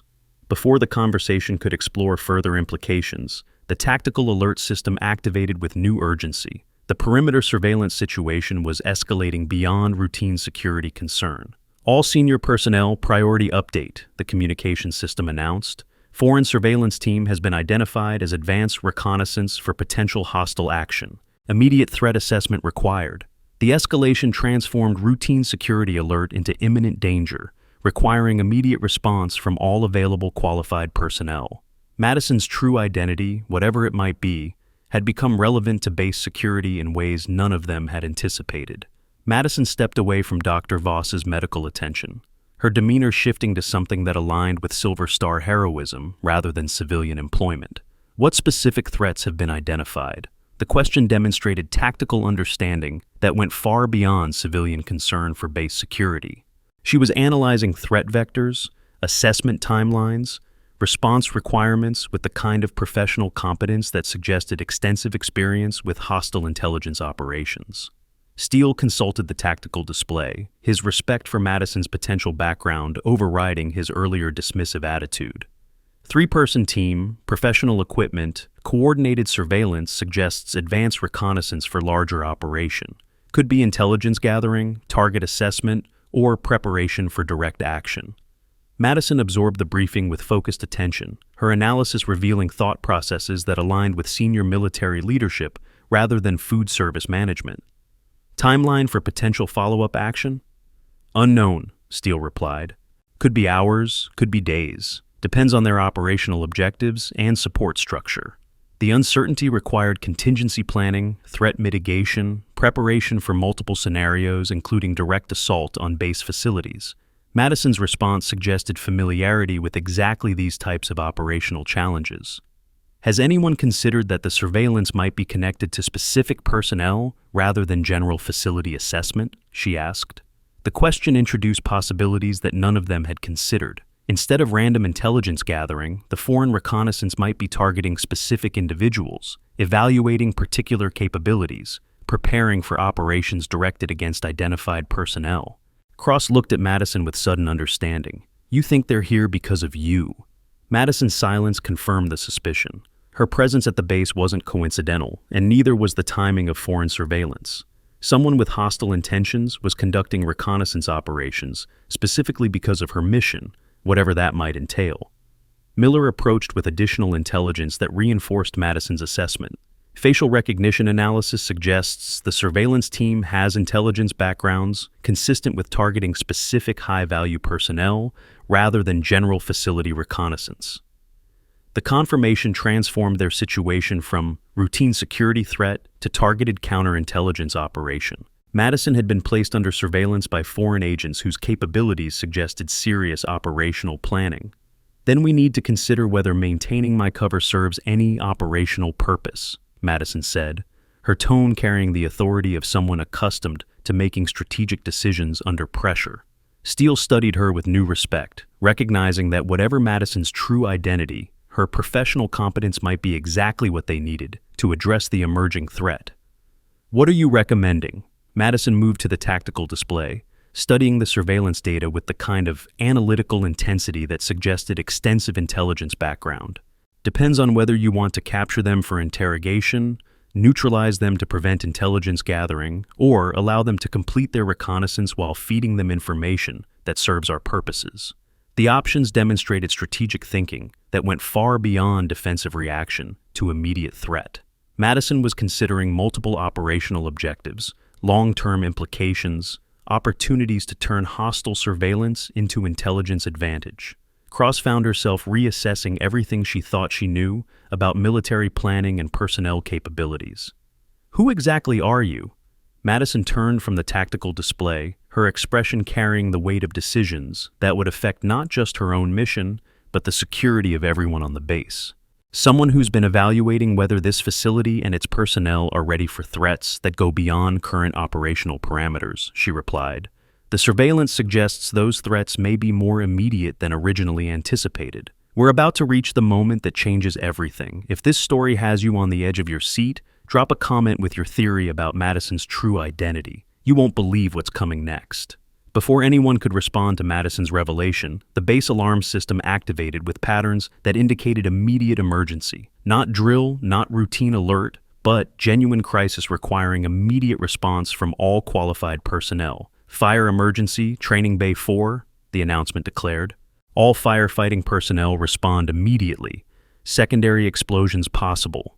Training Bay 4 housed advanced equipment, ammunition storage, classified materials that could create cascading disasters if not contained quickly. The facility's fire suppression systems were designed for standard emergencies, but secondary explosions required specialized response techniques. Madison's reaction was immediate and telling. She moved toward the emergency equipment with purposeful efficiency, her actions suggesting familiarity with crisis response that went far beyond civilian first aid certification. Modern military operations required cutting-edge communication technology that could withstand extreme conditions while maintaining crystal-clear connectivity. Advanced tactical communication systems featuring encrypted channels, satellite connectivity, and rugged construction ensured mission-critical information reached its destination. These sophisticated devices integrated seamlessly with existing military infrastructure, while providing enhanced security protocols that protected sensitive operational data from enemy interception during critical emergency responses. Additional qualified personnel needed immediately, came the updated announcement. Fire suppression teams report complex emergency requiring all available expertise. Madison was already moving, but this time her movement pattern reflected military rather than civilian response. Her pace was controlled, efficient, purposeful. Her equipment handling demonstrated professional competence that couldn't be developed through basic emergency training. Cross followed, noting that Madison's response to genuine emergency revealed capabilities that aligned with Silver Star heroism rather than food service experience. Whatever her real background, Crisis brought out training that couldn't be faked or improvised. Training Bay 4 was controlled chaos when they arrived. Military firefighting operated under principles of aggressive intervention, maximum efficiency, zero tolerance for hesitation. The complex emergency involved multiple hazards requiring specialized knowledge of military equipment and emergency procedures. Captain Ravencross immediately took command of available personnel, but her eyes kept tracking Madison's professional response to genuine emergency. Madison, what's your experience with fire suppression in military environments? The question was direct, specific, requiring answer that would either confirm or destroy whatever remained of Madison's civilian cover story. Enough to help, Madison replied, moving toward emergency equipment with confidence that suggested extensive training in exactly this type of crisis response. Her technique was flawless, professional, the kind of competence that took years to develop through real-world experience rather than classroom instruction. Cross watched in fascination as Madison handled specialized equipment with expertise that confirmed her suspicions about hidden military background. The emergency escalated when secondary storage areas showed signs of thermal compromise. Ammunition storage, classified equipment, advanced technology that could create devastating explosions if not contained through proper protocols. "We need to establish defensive perimeter," Madison called out, her voice carrying command authority that transformed her from supporting personnel to operational leader. Secondary explosions could affect adjacent storage areas. Her assessment was tactically sound, demonstrating understanding of cascading failure scenarios that required advanced training in military emergency response. Cross found herself following Madison's guidance rather than providing direction. The crisis reached critical point when a flare device, knocked from its storage rack by emergency personnel, began rolling toward a ventilation grate. Standard protocol required careful removal using specialized tools, but the device's position made conventional approach impossible. Madison assessed the situation with tactical precision, calculating angles, distances, risk factors with the kind of analytical competence that suggested extensive experience with explosive devices under pressure. Without hesitation, she grabbed the rolling flare and executed a perfect tactical throw, sending it through the bay's emergency disposal chute with accuracy that could only come from years of specialized training. The throw was flawless, precise, the kind of technique that SEAL instructors spent months teaching to elite personnel. Her form, her accuracy, her calm competence under pressure revealed training that went far beyond civilian emergency response. Cross stood frozen, watching Madison's throw with growing certainty that their cafeteria worker was someone far more significant than anyone had imagined. The tactical precision, the calm competence, the professional expertise under genuine pressure. Everything confirmed that Madison Thorne was not who she appeared to be. Hayes, who had been managing equipment at the emergency perimeter, witnessed Madison's throw with obvious confusion. "Where did you learn to throw like that?" Madison realized immediately that her automatic response had revealed training that couldn't be explained through civilian background. The throw had been instinctive, professional, demonstrating capabilities that took years to develop through specialized military instruction. "Lucky shot," she replied, but the explanation satisfied no one who had witnessed her professional competence. "No," Cross said firmly, "that was SEAL-level precision. I've seen that exact technique taught to special operations personnel. That's not luck. That's years of training." The assessment was delivered with professional certainty, backed by Cross's extensive experience evaluating military capabilities. Madison's emergency response had revealed training that aligned with elite special operations, rather than civilian employment. Before Madison could respond, the base communication system crackled with information that would transform their entire understanding of the situation. "Security update, all personnel. Foreign surveillance team has been identified through facial recognition. Subjects are confirmed hostile intelligence operatives with backgrounds in targeting U.S. Special Operations personnel." The confirmation elevated their security situation from potential threat to confirmed hostile action. Foreign intelligence operatives conducting professional surveillance suggested operational planning that could affect personnel safety and mission security. Morrison, who had been monitoring intelligence updates, approached with additional information that reinforced the severity of their situation. "The surveillance isn't random, they're looking for someone specific." Madison's reaction was immediate and decisive. Her civilian pretense evaporated as professional training took control, transforming her from mysterious employee into competent intelligence professional. "Then it's time to stop pretending," she said, moving toward the emergency radio equipment. "Command, this is..." She paused, looking at Cross and the others who had gathered around her. "This is Special Agent Madison Thorne, requesting immediate secure communication with Special Operations Command." The identification was delivered with calm authority, confirming suspicions while revealing the depth of whatever operational reality had brought her to their base. Cross felt the foundation of her assumptions shift as Madison's true identity began to emerge. "Special Agent?" Steele asked, his respect for Madison's capabilities overriding his confusion about her real purpose. Madison activated the secure communication system with access codes that confirmed her authority to operate at levels far above standard base personnel. "I'm here conducting classified evaluation of facility readiness and personnel capabilities. The foreign surveillance suggests my mission has been compromised." The explanation raised immediate questions about authority, mission scope, and implications for base security. But before anyone could explore those questions, the communication system delivered information that would transform their conversation from theoretical discussion to immediate operational necessity. "Raven 1, this is Command. Priority communication incoming. Maintain secure protocols." The call sign froze every person in the emergency bay. Raven 1 was legendary among special operations personnel, associated with classified missions that officially didn't exist, operations conducted by personnel whose capabilities exceeded standard classification systems. Madison took the communication device with steady hands, her demeanor shifting to something that aligned with legendary operational status rather than routine intelligence work.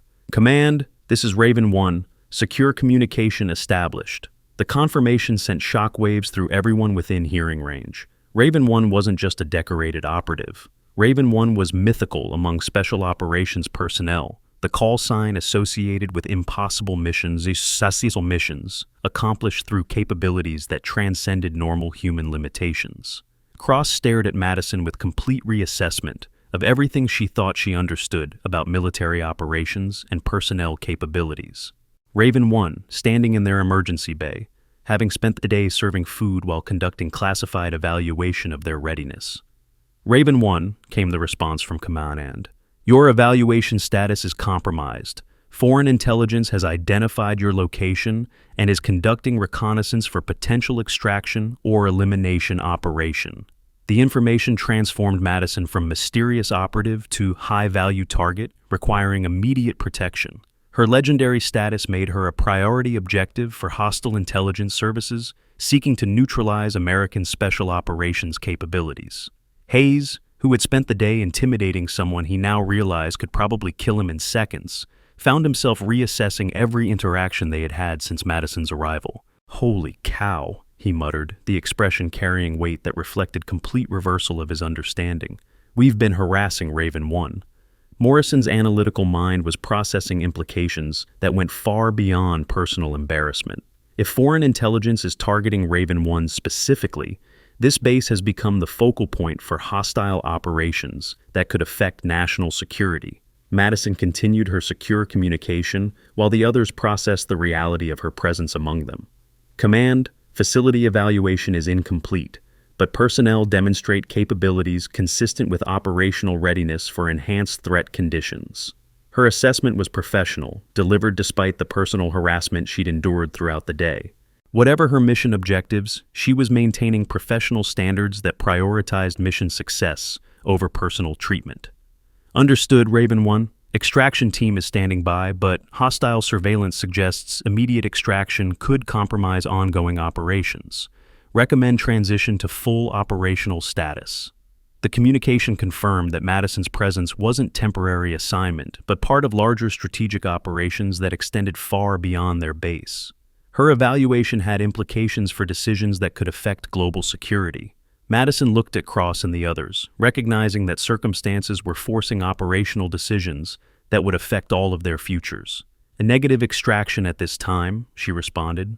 "Mission objectives require continued evaluation under current parameters. Request tactical support for hostile surveillance neutralization." The decision demonstrated commitment to operational success despite personal risk, the kind of professional dedication that separated legendary personnel from merely competent operatives. As she concluded her communication, Madison turned to address the assembled personnel who had witnessed her transformation from civilian worker to legendary operative. "My real name is Madison Thorne," she said, her voice carrying authority that aligned with Raven 1's status. "I'm here conducting classified evaluation of this facility's readiness for threats that go beyond current operational parameters." Cross found herself standing at attention without conscious decision, recognizing that she was in the presence of someone whose operational capabilities exceeded anything in her experience. "Ma'am," she said, the formal address carrying respect that replaced her earlier suspicion. "How can we assist with your mission?" Madison's response was interrupted by base security alerts indicating that the foreign surveillance situation was escalating beyond reconnaissance to potential direct action. "Immediate threat assessment, all personnel," the announcement declared. "Hostile movement detected. Prepare for potential base security breach." The escalation transformed routine security concern into imminent danger, requiring immediate response from all qualified personnel. Madison's true identity had become relevant to base security in ways that demanded immediate tactical decisions. "This is what I was evaluating you for," Madison said, moving toward tactical equipment with professional efficiency. "Your response to threats that exceed normal operational parameters." She began organizing defensive preparations with competence that demonstrated extensive experience commanding elite personnel under hostile conditions. Her transformation from civilian worker to legendary operative was complete, revealing capabilities that justified her mythical reputation. Cross found herself following Madison's tactical guidance, recognizing that Raven One's operational expertise exceeded her own experience with hostile action. Whatever her earlier assumptions about command structure, circumstances had placed them under the leadership of someone whose capabilities transcended normal military hierarchies. The foreign surveillance team was moving toward direct action, their reconnaissance phase transitioning to operational implementation. Madison's evaluation mission had become active defense against hostile intelligence operation, targeting her specifically. "Defensive positions," she commanded, her voice carrying authority that came from extensive experience with exactly these types of tactical situations. "Hostile forces are likely targeting specific personnel rather than general facility compromise." Her assessment proved accurate as perimeter alarms indicated coordinated approach by professionally trained operatives equipped for precision extraction or elimination operation. Madison had become the focal point for hostile action that required immediate tactical response. Cross-positioned defensive equipment according to Madison's guidance, recognizing that Raven One's tactical expertise might be their best hope for surviving hostile action directed by foreign intelligence services. The base alarm system escalated to maximum alert as perimeter security detected imminent threat requiring immediate response from all qualified personnel. Madison's legendary status had attracted attention that threatened everyone on the base. "All personnel, code red emergency," the announcement declared. "Hostile forces detected approaching primary facility. Immediate defensive action required." Code red meant imminent attack, confirmed hostile action, life or death situation requiring maximum response from all available personnel. Madison's presence had escalated their routine training base into active combat zone. Madison activated additional communication systems, coordinating with command for tactical support while organizing local defensive preparations. Her competence under genuine pressure demonstrated capabilities that justified legendary status among special operations personnel. "Tactical support inbound," she announced. "Estimated arrival 20 minutes. We need to maintain defensive positions until support arrives." The timeline required sustained defensive action against professionally trained operatives equipped for combat operations against military personnel. Madison's tactical leadership would be tested under conditions that separated legendary operatives from merely competent ones. Cross found herself depending on Raven One's combat experience to coordinate defensive preparations that could mean the difference between survival and catastrophic loss of personnel. Whatever her earlier questions about Madison's identity, circumstances had answered them definitively. Advanced military education programs provided specialized training in international law, strategic planning, and leadership development that prepared officers for complex modern warfare scenarios. These comprehensive educational frameworks included classified protocol management, advanced tactical instruction, and legal consultation services designed specifically for elite special operations personnel who face sophisticated challenges requiring expertise beyond standard military training during crisis situations. The hostile approach was professional, coordinated, demonstrating capabilities that suggested extensive planning and intelligence support. Madison's assessment had been correct. They were facing operatives whose training matched military special operations standards. "Perimeter breach, Sector 5, security announced. "Hostile forces confirmed inside base perimeter. All personnel implement immediate defensive protocols." The confirmation meant direct combat was imminent, requiring tactical decisions that could affect survival for everyone on the base. Madison's legendary status had attracted hostile attention that exceeded normal base security capabilities. Madison coordinated defensive positions while maintaining communication with incoming tactical support. Her competence under genuine combat pressure demonstrated experience with hostile action that went far beyond routine military training. Estimated hostile strength 3 to 5 operatives, she reported to command. Professional capabilities, likely foreign special operations background. Request immediate extraction authorization for base personnel. Her tactical assessment prioritized personnel safety over mission objectives, demonstrating leadership qualities that aligned with authentic heroism rather than mere operational competence. Before command could respond, the situation escalated beyond reconnaissance or extraction to direct assault, requiring immediate tactical response from all qualified personnel. Hostile contact, Training Base 7, security announced. Armed operatives engaging base security. All qualified personnel respond immediately. Direct combat had begun, requiring tactical decisions that could mean life or death for military personnel under Madison's protection. Her legendary reputation would be tested under conditions that separated authentic heroes from operational pretenders. Madison moved toward the combat zone with professional efficiency, her movements reflecting combat experience that justified Raven One's status. Cross followed, recognizing that legendary operative might be their best hope for surviving direct assault by foreign intelligence operatives. The tactical situation required immediate assessment of hostile capabilities, friendly force positioning, terrain advantages that could affect combat outcome. Madison's experience with exactly these types of engagements would determine their survival chances. As they approached the combat zone, Madison's tactical competence became evident through professional movement, equipment handling, situational awareness that demonstrated extensive combat experience under hostile fire. Maintain defensive spacing, she instructed, her voice carrying calm authority despite immediate danger. Hostile operatives are likely equipped for close-quarters combat against military personnel. Her tactical guidance reflected experience with professional operatives whose capabilities matched special operations standards. Cross found herself depending on Raven One's combat expertise to survive engagement with foreign intelligence personnel. The combat engagement would test every aspect of Madison's legendary reputation under conditions that demanded authentic heroism rather than mere operational competence. Her evaluation of base personnel had become active combat leadership against hostile forces. Training Base 7 was a tactical nightmare when they arrived. The foreign operatives had chosen their engagement zone well, using equipment storage and structural obstacles to create defensive positions that maximized their advantages while limiting effective response options. Madison assessed the tactical situation with professional competence that demonstrated extensive experience with exactly these types of combat scenarios. Her analysis was swift, comprehensive, accounting for factors that separated legendary operatives from merely competent ones. 3 hostile operatives, professional positioning, equipped for sustained engagement, she reported to Cross. They're not here for intelligence gathering. This is elimination mission. The assessment confirmed that Madison had become the primary target for foreign intelligence operation designed to neutralize her capabilities permanently. Her legendary status made her a strategic objective worth significant operational risk.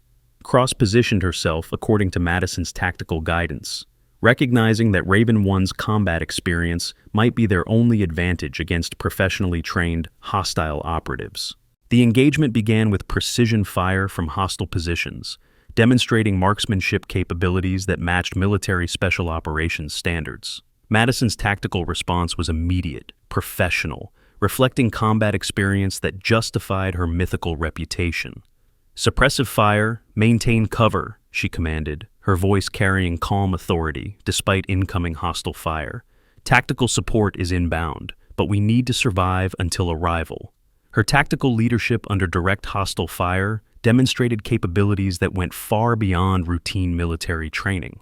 Cross found herself following guidance from someone whose combat experience exceeded her own operational background.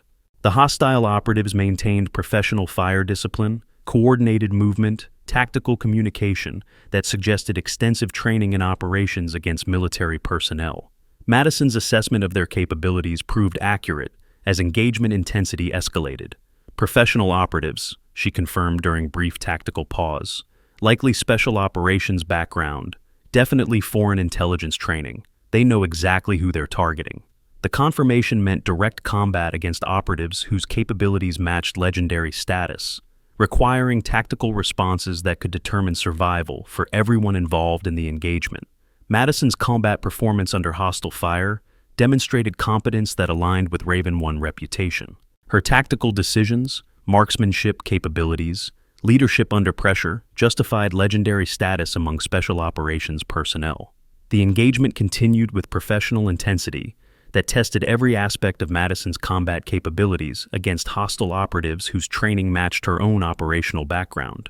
As tactical support arrived to assist with hostile engagement, Madison's legendary status had been confirmed under conditions that separated authentic heroes from operational pretenders. Her evaluation mission had become active combat leadership that demonstrated capabilities worthy of mythical reputation. The combat engagement concluded with hostile operatives neutralized through coordinated tactical action led by Madison's professional competence. Her legendary status had been tested and confirmed under actual combat conditions. That was just the beginning. Wait until you see our next story about the janitor who shocked an entire military base. Click the link in the description for more incredible tales of hidden warriors among us. The aftermath of the hostile engagement found the base in controlled chaos as security teams processed the scene, while medical personnel attended to casualties from the firefight. Madison stood among the tactical equipment, her transformation from civilian cafeteria worker to legendary operative complete and irreversible. Commander Steele approached with obvious respect, his earlier mockery replaced by professional recognition of someone whose capabilities exceeded his own operational experience. "Ma'am," he said, the formal address carrying weight that acknowledged not just her revealed identity, but her combat leadership during hostile engagement. "Your tactical leadership saved lives today." Madison accepted his recognition with calm professionalism that suggested extensive experience receiving such acknowledgement after successful operations. "The team performed exceptionally under hostile fire," she replied, deflecting personal credit while acknowledging courage demonstrated by base personnel during direct combat. Cross joined the group, carrying equipment that bore evidence of the intense firefight they had survived through Madison's tactical expertise.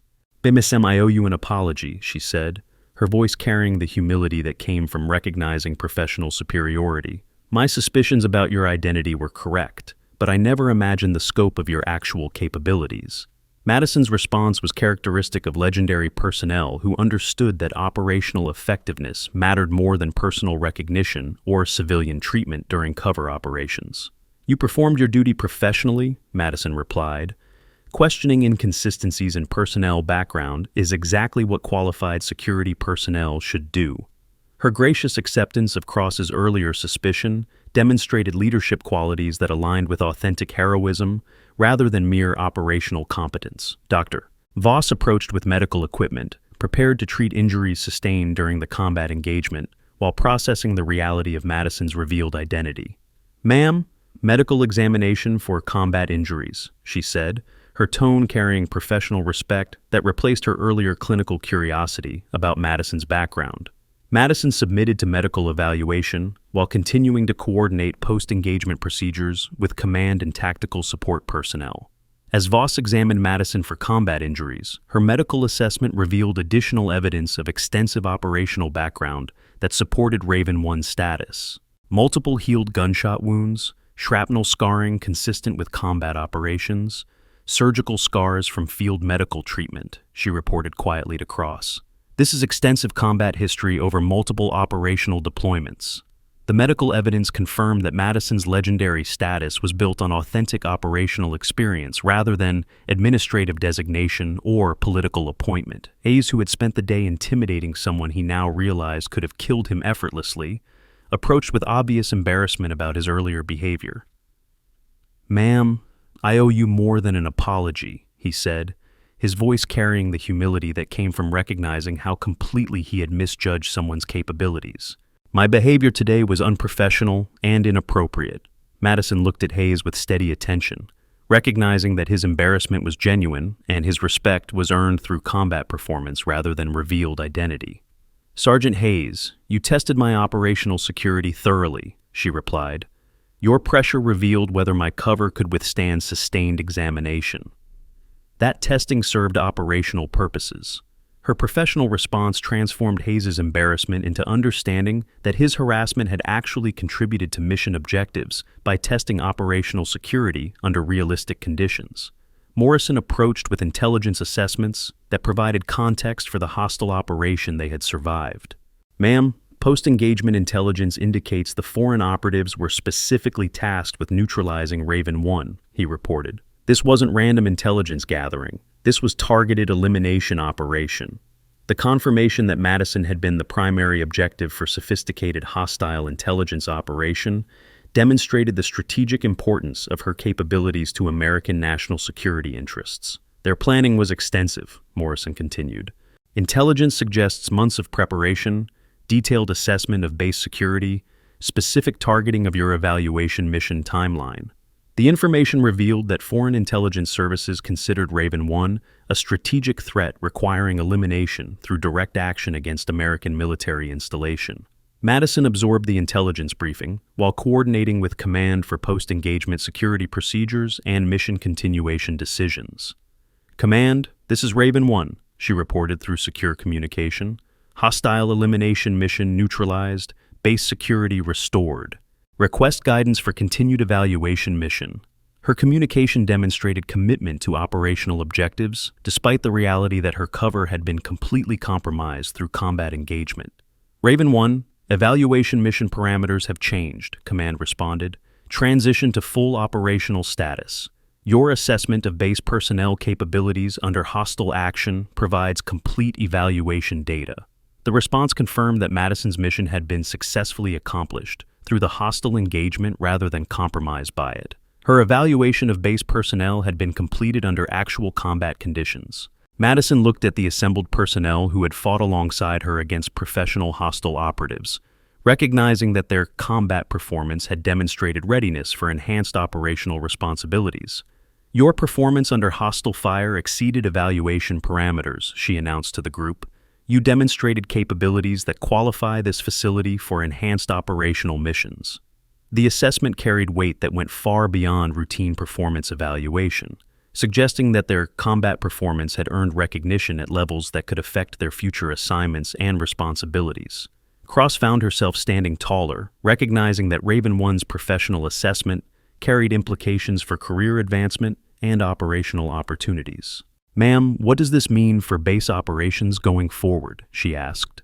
Madison's response revealed information that would transform their understanding of their facility's strategic importance. "This base has been selected for enhancement to Special Operations Support Facility," she announced. "Your demonstrated capabilities under hostile action confirmed readiness for missions that exceed current operational parameters." The revelation explained why Raven 1 had been conducting evaluation while maintaining civilian cover. The assessment had determined whether base personnel could support operations that required capabilities beyond routine military training. Steele processed the implications with growing understanding of how completely the day's events had exceeded his initial assumptions about Madison's purpose and identity. "Ma'am, the harassment you endured today," he began, recognizing that his treatment of legendary operative had been professionally inappropriate regardless of cover story requirements. Madison interrupted with professional grace that demonstrated leadership qualities worthy of mythical reputation. "Commander Steele, your response to apparent civilian incompetence revealed leadership priorities and personnel management approaches under stress," she said. "That information was valuable for operational assessment purposes." Her response transformed his embarrassment into understanding that even negative interactions had served evaluation objectives by revealing authentic leadership behavior under challenging circumstances. Dutch Miller, who had suspected Madison's true identity from early interactions, approached with knowing smile that acknowledged his correct assessment of her capabilities. "Ma'am, I had suspicions about your background from initial observations," he said. "Your operational security was excellent, but certain details suggested professional training." Madison nodded acknowledgement of Miller's professional competence in detecting operational security inconsistencies despite careful cover construction. "Your observational skills were noted in evaluation reports," she replied. "Personnel with your analytical capabilities are valuable for enhanced operational missions." Her response suggested that Miller's suspicions about her identity had actually demonstrated qualifications for advanced assignments rather than representing security failures. As base operations returned to normal following post-engagement procedures, Madison found herself addressing personnel who had witnessed her transformation from civilian worker to legendary operative. "The evaluation is complete," she announced. "This facility and its personnel have demonstrated readiness for enhanced operational responsibilities that will serve national security interests." Her assessment carried authority that came from combat-tested evaluation, rather than administrative review, providing credibility that would influence decisions at highest levels of military command. Cross approached with obvious curiosity about Madison's future plans and the implications for base personnel who had fought alongside legendary operative. "Ma'am, will you be remaining at this facility for enhanced operations?" she asked. Madison's response revealed information that explained her true purpose while acknowledging the professional relationships developed through combat engagement. "My assessment mission is complete, but circumstances have created operational relationships that may serve future mission requirements," she replied. The carefully worded response suggested that Madison's connection to the base would continue through enhanced operational responsibilities rather than routine assignment. Before she could elaborate further, secure communication systems activated with information that would affect her immediate future and the base's enhanced operational status. "Raven 1, this is Command. Priority mission briefing required. Enhanced threat assessment indicates immediate deployment necessary for operational security." The communication suggested that Madison's successful evaluation had led directly to operational deployment that required her legendary capabilities for missions that exceeded normal military parameters. Madison acknowledged command communication while addressing base personnel who had earned her professional respect through combat performance. "Enhanced operations will require personnel with demonstrated capabilities under hostile action," she announced. "Your performance today qualifies you for consideration for advanced assignments."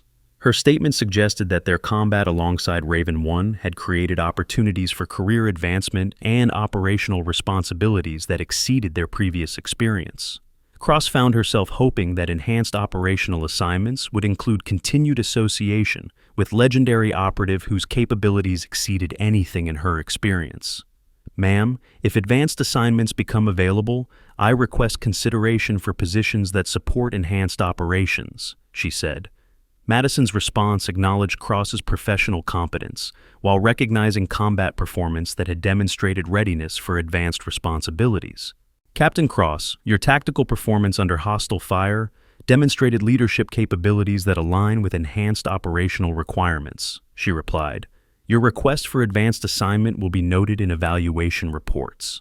The acknowledgement carried weight that could affect Cross's entire career trajectory by providing recommendation from legendary operative whose assessment carried authority at highest levels of military command. Hayes approached with similar request, his earlier intimidation of Madison transformed into professional respect for combat-tested capabilities. "Ma'am, I request consideration for assignments that would allow continued service under enhanced operations," he said. Madison's response acknowledged his combat performance while recognizing personal growth demonstrated through acknowledgement of professional mistakes. "Sergeant Hayes, your tactical competence under hostile fire and your professional acknowledgement of inappropriate behavior demonstrate qualities valuable for enhanced operations," she replied. Her gracious recognition of both Hayes's combat abilities and his personal accountability suggested leadership approaches that built team cohesion through professional development rather than punitive discipline.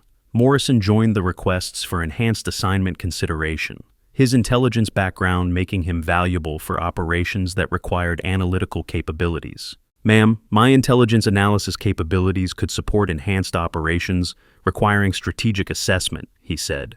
Madison's response acknowledged his professional contributions while noting analytical skills that had proven valuable during evaluation period. "Lieutenant Morrison, your intelligence analysis provided valuable support during hostile engagement," she replied. "Enhanced operations require personnel with your analytical capabilities." Her acknowledgement suggested that Morrison's intellectual contributions had been noted despite his earlier skepticism about her civilian cover story. Dr. Voss approached with medical assessment that carried implications for Madison's immediate operational availability. "Ma'am, medical evaluation confirms minor injuries from combat engagement, but no restrictions on operational activity," she reported. Madison accepted medical clearance while processing command priorities that required immediate response, despite successful completion of base evaluation mission. "Dr. Voss, enhanced operations will require medical personnel with combat trauma experience," Madison said. "Your performance during emergency medical response demonstrated capabilities valuable for advanced assignments." Her statement suggested that Voss's medical competence had qualified her for consideration for enhanced operational support roles that exceeded routine-based medical responsibilities. As afternoon transitioned toward evening, Madison prepared for departure while coordinating with command for immediate deployment to address enhanced threat conditions that required legendary operative capabilities. The secure communication systems activated again with information that would define immediate operational priorities. Raven 1, enhanced threat assessment complete. 3 missing operatives, hostile territory, your training protocols insufficient. Need architect herself for direct intervention. The communication confirmed that Madison's legendary capabilities were required for operational emergency that exceeded normal military response capabilities. Madison looked at base personnel who had fought alongside her during hostile engagement, recognizing that professional relationships developed through combat created ongoing operational connections. Enhanced operations will require support from personnel with demonstrated combat capabilities, she announced. Your performance today created qualifications for advanced responsibilities that serve national security objectives. Her statement suggested that their combat performance alongside Legendary Operative had created opportunities that could define their future military careers. Cross approached for final interaction before Madison's departure for enhanced operational deployment. "Ma'am, it has been an honor to serve alongside Raven 1, she said, her voice carrying respect that acknowledged exceptional professional experience. Madison's response reflected leadership qualities that recognized professional competence, while acknowledging personal courage demonstrated under hostile fire. Captain Cross, your tactical leadership under hostile action demonstrated capabilities that exceed evaluation parameters, she replied. Enhanced operations require personnel with your proven competence. The acknowledgement carried authority that could affect Cross's entire career through recommendation from the legendary operative, whose assessment influenced decisions at highest levels of military command. As Madison prepared for immediate departure, base personnel assembled for formal recognition of successful evaluation completion and enhanced operational status designation. Commander Steele addressed the group with obvious respect for Madison's professional accomplishments while acknowledging transformation of base operational status. Personnel of this facility have demonstrated readiness for enhanced operational responsibilities through combat performance alongside Legendary Operative, he announced. This designation carries honor and responsibility that reflects exceptional professional competence. Madison acknowledged formal recognition while maintaining focus on immediate operational requirements that demanded legendary capabilities for mission success. Enhanced operational status reflects demonstrated capabilities under hostile action, she replied. Future missions will require continued professional excellence that protects national security interests. Her response recognized personnel achievements while acknowledging ongoing operational responsibilities that required sustained professional competence.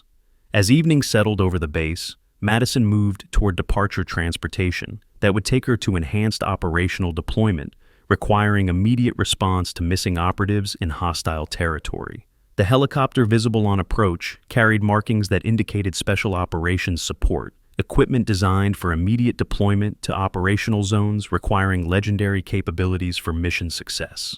Cross and other base personnel assembled for departure recognition that acknowledged successful evaluation completion while expressing professional respect for Legendary Operative. "Ma'am, safe travels and successful mission completion," Cross said, her voice carrying respect that acknowledged exceptional professional capabilities. Madison paused at departure point, looking back at personnel who had demonstrated combat readiness through engagement alongside Legendary Operative. "Your demonstrated capabilities under hostile action qualify you for enhanced operational assignments," she said. "Professional excellence continues through service that protects national security." Her final statement acknowledged their combat performance while recognizing ongoing professional responsibilities that carried implications beyond routine military service. As Madison boarded departure helicopter, base personnel understood that their evaluation by Raven 1 had transformed their facility's operational status while creating career opportunities through association with Legendary Operative. The helicopter departure carried Madison toward enhanced operational deployment while leaving base personnel with confirmed enhanced status and qualification for advanced military assignments. Cross watched departure transportation disappear into evening sky, recognizing that combat alongside Legendary Operative had created career-defining experience that would influence her future military service. The base settled into evening operations with enhanced operational status that reflected demonstrated capabilities under hostile action during evaluation by Raven 1. In the secure conference room where the day's evaluation had begun, Personnel processed events that had transformed routine facility assignment into combat engagement alongside legendary operative. Enhanced operational status changes everything, Steele announced to assembled personnel. Demonstrated capabilities under hostile action, qualified facility for missions that exceed previous operational parameters. His statement acknowledged transformation that had occurred through evaluation by Madison Thorne, whose legendary status as Raven 1 had tested their capabilities under actual combat conditions. Cross found herself reflecting on day that had begun with suspicious civilian worker and concluded with combat alongside legendary operative whose capabilities exceeded anything in her experience. Professional development through association with Raven 1 provides career opportunities that reflect demonstrated combat readiness, she said to assembled personnel. Her assessment acknowledged that combat performance alongside legendary operative had created qualifications for enhanced assignments that could define future military careers. Hayes processed personal transformation that had occurred through recognition of professional mistakes and combat performance under Madison's tactical leadership. Professional accountability and demonstrated combat capabilities provide foundation for enhanced operational assignments, he said, acknowledging personal growth through challenging circumstances. Morrison analyzed implications of enhanced operational status that resulted from successful evaluation by intelligence operative whose capabilities exceeded normal military parameters. Enhanced threat assessment capabilities demonstrated during hostile engagement qualify personnel for strategic assignments requiring analytical competence, he concluded. Dr. Voss reflected on medical competence demonstrated during emergency response and combat engagement that had earned recognition from legendary operative. Enhanced medical operational capabilities provide qualifications for assignments supporting advanced military missions, she acknowledged. Miller processed confirmation of suspicions about Madison's identity while recognizing professional competence demonstrated through successful evaluation completion. Observational capabilities that detected operational security inconsistencies provide valuable qualifications for enhanced intelligence assignments, he noted. Torres, who had initially provided medical support during training emergency, reflected on interactions with legendary operative whose identity had exceeded his understanding. Professional medical support during operational emergency provided experience that qualifies for enhanced operational medical assignments, he said. As evening operations continued, base personnel understood that evaluation by Madison Thorne had transformed their facility status while creating career opportunities through demonstrated combat readiness alongside legendary operative. The enhanced operational designation would bring missions requiring capabilities that exceeded previous experience, demanding continued professional excellence that protected national security interests. Personnel who had fought alongside Raven 1 understood that their combat performance had created qualifications for advanced assignments that could define their military careers through association with legendary operative.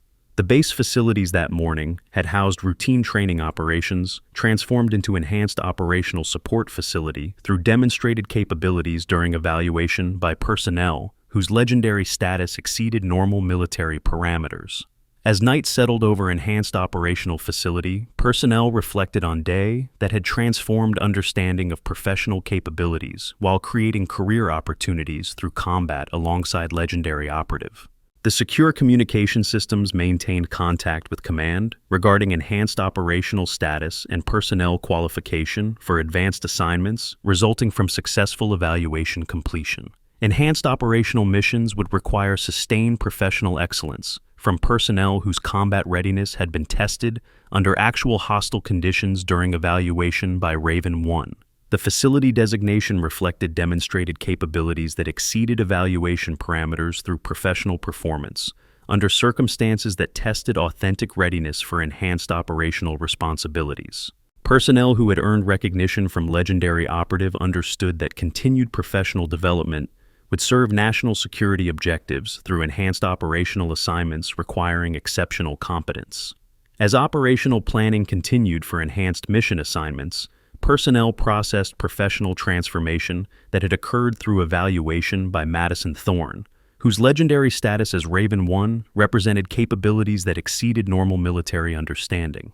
The day that had begun with routine cafeteria service had concluded with enhanced operational facility designation, through demonstrated combat readiness that qualified personnel for advanced assignments serving national security objectives. Enhanced operational status represented recognition of professional capabilities that exceeded routine military parameters through combat performance, alongside legendary operative whose assessment carried authority at highest levels of military command. The future held enhanced operational missions requiring capabilities demonstrated through evaluation by Raven 1, whose legendary status reflected authentic heroism, tested under actual combat conditions. Personnel qualified for enhanced assignments understood that professional excellence would continue through service, protecting national security interests that demanded exceptional competence under challenging operational circumstances. The Enhanced Operational Facility designation honored demonstrated capabilities while acknowledging ongoing responsibilities that required sustained professional competence, serving objectives that exceeded routine military parameters. As secure facilities settled into enhanced operational status, personnel reflected on transformation achieved through evaluation by legendary operative whose capabilities had tested their readiness for advanced assignments serving national security. The mystery that had surrounded Madison Thorne's identity had been resolved through combat engagement that demonstrated legendary capabilities while qualifying base personnel for enhanced operational assignments through proven combat readiness. Enhanced operational status represented professional recognition earned through demonstrated capabilities under hostile action during evaluation by Raven 1, whose legendary status reflected authentic heroism serving national security objectives. The telephone that rang in Madison's secure communication device as departure helicopter approached operational zone carried information that would define immediate mission parameters. Raven 1, mission update. 3 missing operatives confirmed hostile territory. Your direct intervention required for extraction operation exceeding normal operational parameters. The communication confirmed that legendary capabilities were required for operational emergency demanding expertise that exceeded standard military response protocols. Madison acknowledged mission briefing while processing operational requirements that would test legendary capabilities under circumstances requiring authentic heroism for mission success. Command acknowledged. Mission parameters understood. Raven 1 proceeding to operational zone for extraction, mission requiring enhanced capabilities. Her response confirmed commitment to operational success despite circumstances that demanded exceptional competence under hostile conditions, requiring legendary capabilities for mission completion. The helicopter approached operational zone where missing operatives required extraction through methods that exceeded normal military protocols, demanding legendary capabilities that justified Raven 1's status through authentic heroism. As operational deployment continued toward enhanced mission, requiring legendary capabilities, the base facility maintained enhanced operational status earned through demonstrated readiness during evaluation by personnel whose authentic heroism exceeded normal military understanding. The enhanced operational future required continued professional excellence from personnel whose combat readiness had been tested alongside legendary operative whose capabilities represented standards that exceeded normal military parameters. Professional development through association with Raven 1 provided foundation for enhanced assignments serving national security objectives through demonstrated competence that protected interests, requiring exceptional capabilities under challenging circumstances. The legacy of evaluation by Madison Thorne would continue through enhanced operational missions, requiring capabilities demonstrated during combat engagement alongside legendary operative whose authentic heroism represented standards that exceeded routine military understanding. Enhanced operational status honored demonstrated capabilities while acknowledging ongoing responsibilities requiring sustained professional excellence, serving national security objectives that demanded exceptional competence, protecting interests that exceeded normal operational parameters. The future held enhanced missions requiring capabilities proven through evaluation by Raven 1, whose legendary status reflected authentic heroism, tested under actual combat conditions, serving objectives that protected national security through exceptional professional competence.